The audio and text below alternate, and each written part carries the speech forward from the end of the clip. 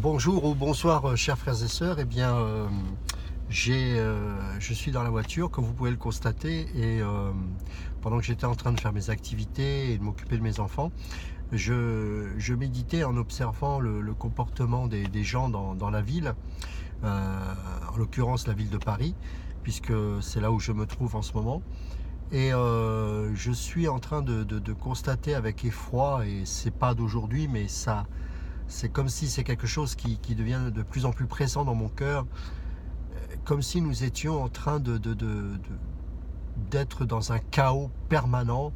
Et on n'est pas en guerre, on n'est pas dans un pays où nous sommes en guerre, où les chrétiens sont véritablement persécutés, en tout cas d'une manière ouverte. Mais lorsque je vois le comportement des gens, comment l'être humain se comporte en société, l'individualisme, vous allez dans les lieux publics, les gens sont irrespectueux, vaniteux, ça se bouscule à droite et à gauche. Et il y a cette pensée qui vient dans mon esprit, et cette pensée, c'est une phrase très simple que la plupart d'entre nous, on a dû certainement un jour expérimenter, c'est « sauf qui peut ». Sauf qui peut. Mes amis, je ne veux pas vous faire le message que l'on voit partout, comme quoi c'est la fin des temps. Je pense qu'à force d'en parler, ça n'a plus trop de sens. Et pourtant, c'est la vérité. Et je le constate non pas en observant forcément les grands de ce monde, comment ils se comportent, ou les rumeurs de guerre, etc. Bien sûr, ça c'est une évidence, mais aussi à travers du comportement des uns et des autres. D'abord, premièrement, chez les gens qui ne connaissent pas Dieu, qui sont vraiment d'une familiarité avec les gens, d'un manque de civisme, manque de courtoisie, mais aussi chez les chrétiens. On le voit même dans les prédications, où c'est encore une fois un message qui est centré sur le ventre de plus en plus, comme si le Seigneur est en train de démasquer les motivations des cœurs, et pour nous faire réaliser que nous qui sommes véritablement enfants de Dieu, nous n'avons pas à être surpris de voir combien nous sommes rejetés par le monde, certes, mais surtout rejetés par les soi-disant chrétiens. Et vous savez, lorsque vous êtes un peu comme Job, lorsque vous ne paraissez pas beau ou riche ou je ne sais quoi, eh bien, peut-être que les chrétiens vous regardent un peu comme des pestiférés. Et je voudrais dire à tous ceux qui m'écoutent aujourd'hui, que qu'il est vraiment temps de construire son arche. Et je voudrais qu'on prenne un passage dans Genèse chapitre 6, et on va lire à partir du verset 1. Lorsque les hommes eurent commencé à se multiplier à la surface de la terre, et que des filles leur furent nées, les fils de Dieu virent que les fils des hommes étaient belles, que les filles, des hommes étaient belles, et ils en prirent pour femmes parmi toutes celles qu'ils choisirent. Alors l'Éternel dit, « Mon esprit ne contestera pas toujours avec l'homme, car l'homme n'est que chair, il vivra 120 ans. » Il y eut des géants sur la terre à cette époque-là. Ce fut aussi le cas après que les fils de Dieu se furent unis aux filles des hommes et qu'elles leur eurent donné des enfants. C'étaient les célèbres héros de l'Antiquité. L'Éternel vit que les hommes commettaient beaucoup de mal sur la terre, et que toutes les pensées de leur cœur se portaient constamment et uniquement vers le mal. L'Éternel regretta d'avoir fait l'homme sur la terre et eut le cœur peiné. L'Éternel dit, « J'exterminerai de la surface de la terre l'homme que j'ai créé, depuis l'homme jusqu'au bétail, aux reptiles et aux oiseaux, car je regrette de les avoir faits. » Cependant, Noé trouva grâce aux yeux de l'Éternel. Voici l'histoire de Noé. C'était un homme juste et intègre dans sa génération, un homme qui marchait avec Dieu. Noé eut 3 fils, Sem, Cham et Japheth. La terre était corrompue devant Dieu. Elle était pleine de violence. Dieu regarda la terre et constata qu'elle était corrompue, car tout le monde avait corrompu sa conduite sur la terre. Alors Dieu dit à Noé, « La fin de tous les hommes est décidée devant moi, car ils ont rempli la terre de violence. Je vais les détruire avec la terre. Fais-toi un bateau avec des arbres résineux.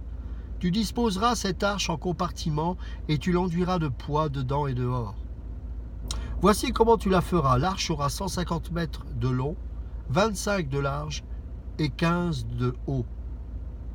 Tu feras une ouverture à l'arche et tu la feras d'une 50aine de centimètres depuis le haut. Tu placeras une porte sur le côté de l'arche. Tu construiras un étage inférieur, un deuxième et un troisième étage. Pour ma part, Je vais faire venir le déluge d'eau sur la terre pour détruire toute créature qui a souffle de vie sous le ciel. Tout ce qui est sur la terre mourra. Cependant, j'établis mon alliance avec toi. Tu entreras dans l'arche avec tes fils, ta femme et les femmes de tes fils. Tout ce qui vit, de toute créature, tu feras entrer dans l'arche 2 membres de chaque espèce pour leur conserver la vie avec toi. Il y aura un mâle et une femelle, des oiseaux selon leur espèce, du bétail selon son espèce et de tous les reptiles de la terre selon leur espèce. 2 membres de chaque espèce viendront vers toi pour que tu leur conserves la vie.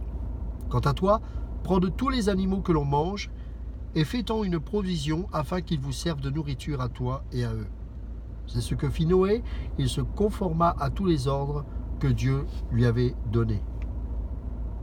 L'Éternel dit à Noé, entre dans l'arche avec toute ta famille, car je t'ai vu comme juste devant moi dans cette génération. Tu prendras avec toi 7 couples de tous les animaux purs, le mâle et sa femelle, une paire des animaux impurs, le mâle et sa femelle, ainsi que 7 couples des oiseaux, mâles et femelles, afin de conserver leur espèce en vie sur toute la surface de la terre. En effet, encore 7 jours, et je ferai tomber la pluie sur toute la terre pendant 40 jours et 40 nuits. J'exterminerai ainsi de la surface du sol tous les êtres que j'ai créés. Noé se conforma à tous les ordres que Dieu lui avait donnés. Et je voudrais qu'on prenne ensemble un autre passage dans le livre aux Hébreux, à partir du chapitre 11.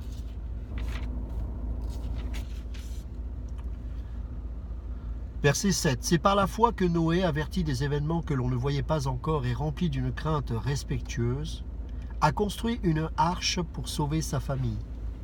C'est par elle qu'il a condamné le monde et est devenu héritier de la justice qui s'obtient par la foi. Noé était un prédicateur de la justice au milieu d'un monde corrompu et pervers. Et vous savez, je crois qu'il est temps pour nous de rentrer dans l'arche du salut. Alors nous qui sommes, en principe, enfants de Dieu, nous sommes dans cette arche. Et nous savons que cette arche, c'est le Seigneur Jésus en personne. Mais je crois aussi que nous devons construire de nos propres mains notre arche pour que cette famille que nous formons soit sauvée. C'est le temps de construire ton arche dans ta famille, dans ton couple, dans ton foyer. C'est le temps de construire ton arche pour la restauration, pour le pardon, pour la sanctification. C'est le temps de te sortir de toutes les séductions de ce monde dans lequel peut-être tu t'es fourvoyé et de reconstruire et de rebâtir enfin cette arche où toi et tes proches pourront trouver refuge au jour du jugement de Dieu. Vous savez, nous sommes dans un monde, et s'il y a des amateurs, je ne vous encourage pas à voir ce genre de film, mais il y a peut-être des gens qui, pendant un temps, ont regardé des films de science-fiction, on voit des mutants, des gens affectés par des virus et qui se baladent en train d'errer sur la terre, prêts à dévorer les êtres qui ne sont pas affectés par une maladie. Eh bien, j'ai l'impression qu'on est un petit peu dans cette situation aujourd'hui. Noé avait autour de lui des espèces de monstres, des gens que la parole de Dieu nous décrira comme étant les héros de l'Antiquité, des gens avec des têtes bizarres, des gens avec une force colossale, des gens que l'on nommait même des géants qui faisaient plus de 3 mètres de haut. Et l'ennemi a voulu corrompre la race humaine. Et lorsque les anges de Dieu eux-mêmes ont été séduits en voyant ces femmes et se sont accouplés avec elles, eh bien une espèce bizarre est apparue sur la terre. Et ainsi, la race humaine a été corrompue physiquement également. Le péché était à son apogée.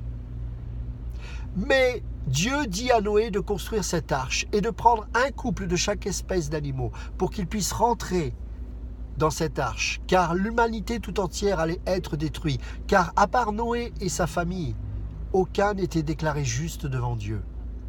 Et à partir de Noé, il va faire de lui le nouvel Adam. Le déluge qui va s'abattre sur la terre, et ce déluge va s'abattre pendant 40 jours et 40 nuits sur la terre. Il pleuvra pendant 40 jours et 40 nuits.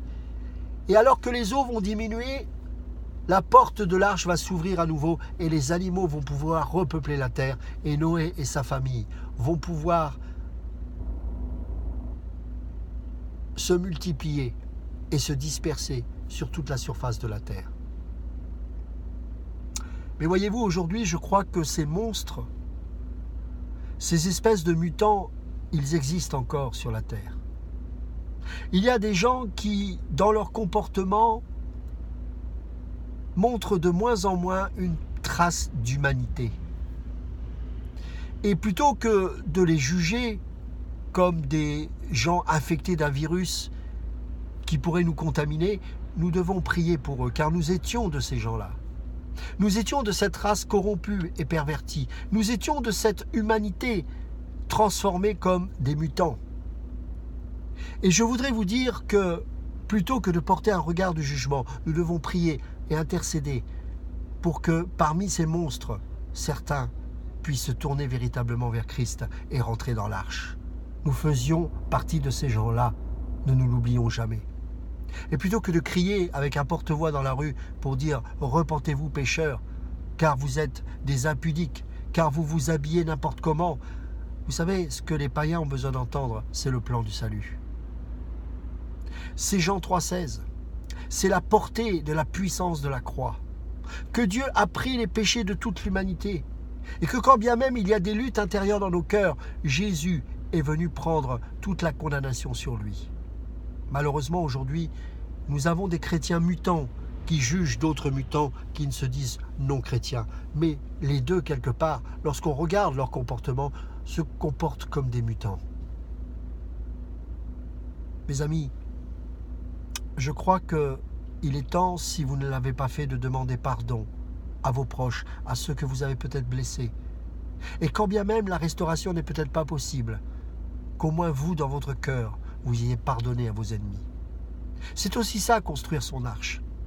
Il est temps peut-être que les pères retournent vers leurs enfants pour leur demander pardon et s'assoient sur leur ego ou sur leur fierté mal placée. Il est temps que les fils honorent leurs parents en leur demandant pardon. Et si la réconciliation n'est pas possible, qu'au moins dans votre cœur, vous puissiez avoir fait la paix avec Dieu et avec vos parents. Il est temps peut-être d'arrêter de magouiller dans votre travail, de tricher peut-être avec les impôts. Il est temps peut-être d'arrêter de s'endetter en permanence, d'utiliser les services sociaux pour faire tout et n'importe quoi. Il est temps de reconstruire l'arche dans nos cœurs. Mes amis, alors que je me promenais dans la rue ici à Paris et que je voyais le comportement des gens, je me disais, plutôt que de juger et de prendre de la hauteur sur eux, je dois pleurer. Car la porte de l'arche est encore ouverte. La Bible déclare que c'est aujourd'hui le jour du salut. Et Dieu cherche des Noé. Dieu ne cherche pas des Naoum. Ce n'est pas le temps de condamner les gens. C'est le temps de les appeler pour qu'ils rentrent dans l'arche. Que ces mutants, peut-être affectés du virus de péché, puissent être purifiés par le sang de Jésus. La bonne nouvelle, elle est pour nous tous. Et il faut qu'un maximum de personnes rentrent dans cette arche. Mais nous devons nous aussi construire notre propre arche. Que nos cœurs soient restaurés, que notre temple, qui est le temple du Saint-Esprit, soit restauré, afin que nous cessions d'attrister en permanence le Saint-Esprit. Il est temps d'être des porteurs de la grâce de Dieu pour ceux qui ont besoin d'entendre que oui, ils sont pécheurs, mais que Dieu a tout pris à la croix au travers de son Fils, Jésus, qui est mort et ressuscité le 3e jour. La résurrection, c'est la victoire sur le péché. La résurrection, c'est la victoire sur la mort. La résurrection, c'est la victoire sur la haine. La résurrection, c'est la victoire sur tout ce qui est porteur de mort. Car mes amis, nous sommes désormais des porteurs de vie.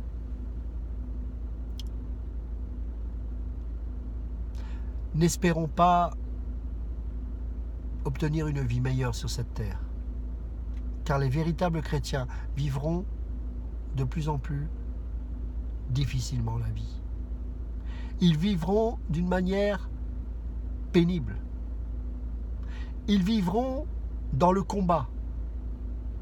Et notre combat sera de continuer d'aimer malgré tout. Notre combat sera peut-être de garder silence lorsque les autres disent des choses fausses sur vous. Notre combat sera de laisser Dieu nous justifier, mais de continuer d'aimer. Mes amis, plutôt que de voir les païens comme des monstres, chassons les monstres qui sont dans nos cœurs. Les pensées impures, les règlements de compte, le désir d'avoir un ministère pour sa propre gloire, toutes ces choses. Notre Seigneur Jésus lui-même s'est dépouillé de sa divinité, s'est dépouillé de sa royauté. Il a porté une couronne d'épines. Vous savez, lorsque Dieu dit à Noé, tu enduiras de poids l'arche. Le mot enduire ici, c'est cafard. Ça veut dire rendre favorable. Et ça nous parle de ce que Jésus a fait à la croix. Il est notre propitiatoire. Il nous a rendus favorables. Nous sommes acquittés, mes amis. Et le poids était une forme de goudron. Et lorsque Dieu dit à Noé d'enduire cette arche de poids, sous-entendu de goudron, un goudron qui était naturel, eh bien sachez que c'est ce qui produira l'étanchéité du bateau. Car s'il n'y avait pas le poids, le bateau coulerait. Ce poids n'est pas fabriqué de main d'homme. Ce poids était naturel sur la terre, était là, à notre disposition. Ce goudron n'était pas fabriqué comme on peut le fabriquer aujourd'hui pour construire des routes. Ce goudron existe de manière naturelle. L'étanchéité du bateau ne peut pas s'obtenir par nos propres efforts, mais par ce matériau que Dieu a mis à la disposition de Noé pour que ce bateau puisse avoir une étanchéité. Dieu nous a donné son sang. Nous avons été rendus favorables. Nous n'avons pas besoin d'apporter notre propre sang pour nous sauver. Dieu nous a sauvés. Et le Saint-Esprit, c'est ce qui unit le corps de Christ. Nous devons nous perdre dans l'Église. Je sais que c'est difficile de trouver une bonne Église. Je sais que beaucoup d'entre vous, et j'en ai fait partie, ont été blessés dans les Églises. Mais est-ce pour autant une raison de se couper de la communion des frères et des sœurs, de vivre la redevabilité? N'oubliez pas que l'Église est un édifice. Nous sommes le temple, mais l'Église, selon Éphésiens 4 et selon Éphésiens 2, est un édifice bien coordonné. Cet édifice, mes amis, c'est quelque chose que nous devons retrouver aujourd'hui. Cet édifice, c'est un bâtiment spirituel. Et l'étanchéité de ce bâtiment, c'est le Saint-Esprit qui est en nous, qui est parmi nous et qui est autour de nous. Le Saint-Esprit, c'est quelque chose d'extraordinaire. Le Saint-Esprit, c'est la gloire de Dieu qui est en nous et qui, dans le corps de Christ, trouve toute sa justification. Mes amis, nous avons besoin de Dieu. Nous avons besoin du corps de Christ. Nous avons besoin de l'Église. Nous avons besoin de nous unir alors que le déluge arrive. Oh, Dieu avait promis que plus jamais il ne jugera le monde par les eaux, mais il nous a dit une chose, qu'il reviendra et qu'il nous a préparé une place au ciel. Et qu'en entendant, au milieu de ce chaos, au milieu de ce monde qui se perd jour après jour, eh bien nous devons, nous, en tant qu'enfants de Dieu, en tant que famille de Christ, en tant qu'édifice spirituel que nous formons les uns et les autres, nous encourager, nous édifier, nous fortifier, nous aimer, et que des âmes puissent être rajoutées à l'Église, pour que cette arche soit remplie de ces monstres, de ces mutants, sauvés par la grâce de Dieu. Le péché, c'est comme un virus. Le péché, c'est comme une maladie qui a été infectée dans notre sang. Nous avons hérité ça dès notre naissance. Et cela nous a été communiqué de génération en génération. Et ce péché ne fait qu'augmenter. Et Dieu merci que la vie de l'homme se raccourcisse. Car le péché est là de plus en plus présent dans ce monde. Et je suis sûr que vous le voyez. Et je crois qu'un véritable enfant de Dieu souffre de voir le péché autour de lui. Et je crois aussi qu'un véritable enfant de Dieu est conscient que le péché est en lui, il est tapi, prêt à bondir, prêt à le dévorer, mais qu'il doit, par la grâce de Dieu, le vaincre. Comment est-ce possible? En se tenant devant Dieu, en se tenant devant la grâce de Dieu, en étant dans l'arche du salut qu'est notre Seigneur Jésus, et aussi en faisant notre part. Comme je le disais tout à l'heure, régler les choses, pardonner, arrêter de dire des méchancetés, faire le silence dans notre cœur et s'attendre à la venue du Seigneur. Hâter l'avènement du Seigneur, c'est ça mes amis. Hâter l'avènement du Seigneur, hâter son retour, hâter sa venue, c'est purifier le corps que nous sommes, purifier l'Église. Nous devons nous sanctifier, non pas comme des légalistes, non pas comme des religieux, en tombant les uns sur les autres, mais en apprenant à nous supporter, à nous aimer, à nous fortifier, à laisser le Saint-Esprit communiquer les pensées de Dieu dans le corps, à reconnaître que les anciens sont là aussi pour corriger, pour discipliner, car nous avons besoin de cela. Il est temps que le corps de Christ véritable fasse le ménage dans son Église. Et le ménage ne se fait pas avec la haine, avec l'animosité, mais avec la persévérance, avec la justice, avec la fidélité, avec l'amour et avec la grâce de Dieu. Mes amis, alors que je me promenais dans ces rues de Paris, je constatais une chose. Le monde est devenu fou. Mais mes amis, il n'y a pas que le monde qui est devenu fou. Les chrétiens sont devenus complètement fous. Les chrétiens, dès qu'ils prennent un micro ou une caméra, deviennent fous. Beaucoup n'étudient pas la parole, beaucoup ne vont plus dans les écoles bibliques parce que ça, c'est trop long. Parce qu'on a besoin d'apprendre. Et le peu de fois qu'on pense avoir une révélation, il faut qu'on communique et on dit n'importe quoi. Combien de Dieu m'a dit, j'ai pu voir autour de moi. Alors que Dieu ne leur a rien dit. Car tout est écrit là, dans la parole de Dieu. Vous savez, les illuminés, moi, ça ne m'intéresse plus. Je veux des gens qui sont approuvés, aguerris, testés par le Seigneur, reconnus dans le corps de Christ, formés à l'école de la parole, mais aussi à l'école de la vie. Mes amis, ne vous laissez plus séduire par des prédicateurs qui sortent du chapeau alors qu'on ne sait même pas ce qu'ils vivent chez eux. Préparons notre arche, construisons notre arche. Il est temps, mes amis, de faire le ménage dans nos vies, de faire le ménage dans nos cœurs, de faire le ménage dans notre foyer. Il est temps, dans notre travail aussi, d'être un véritable témoignage, de cesser de pleurer parce que soi-disant on est persécuté, on nous a refusé, alors parce qu'on nous a refusé un congé. Ce n'est pas la persécution. Arrêtons avec ces enfantillages. Regardez comment Paul parlait aux esclaves, que les esclaves doivent honorer leur maître. Nous sommes rebelles. Dès qu'un patron nous donne un ordre, nous avons l'impression qu'on nous attaque, alors que c'est nous qui sommes rebelles et orgueilleux. Soyons des agneaux. Il y a un frère que j'aime beaucoup qui partageait la parole un jour et disait, vous savez, on montre souvent le lion. Et c'est vrai que notre Seigneur Jésus est le lion de la tribu de Juda. Il est ce lion. Mais il est agneau.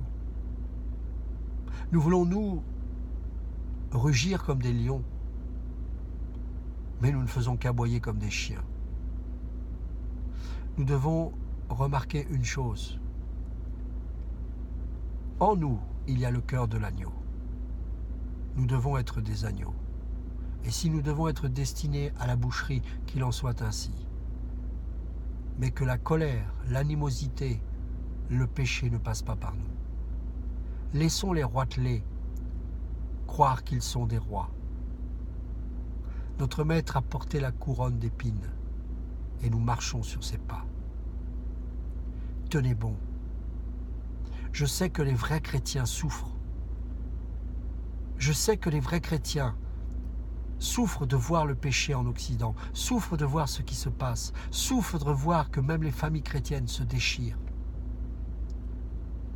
Mais je vous dis, si vous souffrez ainsi, alors vous avez la marque du Maître sur vous. Car je suis convaincu que le Seigneur pleure. Je suis convaincu que le Seigneur est triste de voir ses enfants se déchirer ainsi. Tenez bon, la fin est proche. Et même si la plupart des chrétiens peut-être devront mourir dans cette guerre qui va venir, sachez une chose, notre délivrance est proche. Mais en attendant, restons dans cette arche, invitons les autres à rentrer dans cette arche et construisons aussi dans nos familles, dans notre couple, dans notre personne même, dans notre temple que nous sommes, dans le corps de Christ, cette arche. Restaurons les murs qui ont été lézardés et restaurons le temple que nous sommes. Que Dieu vous bénisse. Seigneur, je te prie pour mes frères et sœurs. Je sais que beaucoup souffrent aussi, beaucoup sont isolés, beaucoup sont apeurés. Ils ont été peut-être abusés par des soi-disant pasteurs, ou d'autres se sont réfugiés dans la colère et l'amertume. Je te prie, mon Dieu, pour que ton cœur de grâce puisse être communiqué encore à tes enfants. Je te prie, mon Dieu, pour que le pardon opère, pour que la douceur de l'agneau opère dans leur cœur. Je te prie, mon Dieu, pour que nous ne prenions pas part à tous ces déballages de chrétiens qui s'invectivent sur Internet, mais que nous puissions continuer de nous taire. Seigneur, quant à moi, je veux tenir par ta grâce. Aide-moi, aide-moi, je veux continuer d'aimer, continuer de pardonner, continuer de reconstruire cette arche. Et je veux demeurer aussi dans cette arche que tu m'as offerte, afin que je puisse y demeurer. Tu as mis de la nourriture, tu as demandé à Noé de préparer de la nourriture dans cette arche pour les brebis. Et aujourd'hui, dans cette arche, nous avons ta manne. Comme dans le lieu très saint, à l'époque où il y avait la manne, eh bien aujourd'hui, nous avons ta parole dans nos cœurs. Seigneur, tu nous dis que l'homme ne vivra pas de pain seulement, mais de toute parole qui sort de la bouche de Dieu. Nous voulons vivre de cette parole et tenir jusqu'au jour de ton retour. Père, je te bénis pour ton Fils et pour l'Esprit Saint que tu as déposé en nous, afin que nous puissions tenir, non pas par notre force, mais par la puissance de ton Esprit. Père, je te loue, et nous voulons révéler encore le Fils, tant que nous sommes en vie, à tous ceux et celles qui ne le connaissent pas. Seigneur, merci. Merci, mon Dieu, car il y en a qui ne connaissent pas encore le Maître, mais je crois que comme nous l'avons un jour accepté, ils l'accepteront. Donne-nous les mots, donne-nous l'écoute attentive, donne-nous l'amour et la patience, et que nous puissions prendre conscience que ce n'est pas nous qui sauvons, c'est Dieu. Mes amis, je voudrais finir juste avec cette pensée. Il n'y a pas de nouvelle réforme. Il n'y a pas de réformateur. Il y a la parole de Dieu. Et la réforme, elle est permanente dans nos cœurs. Et la réforme ne passe pas par un homme. C'est la parole de Dieu qui nous change et qui nous transforme. L'homme ne vivra pas de pain seulement, mais de toute parole qui sort de la bouche de Dieu. Que Dieu vous bénisse.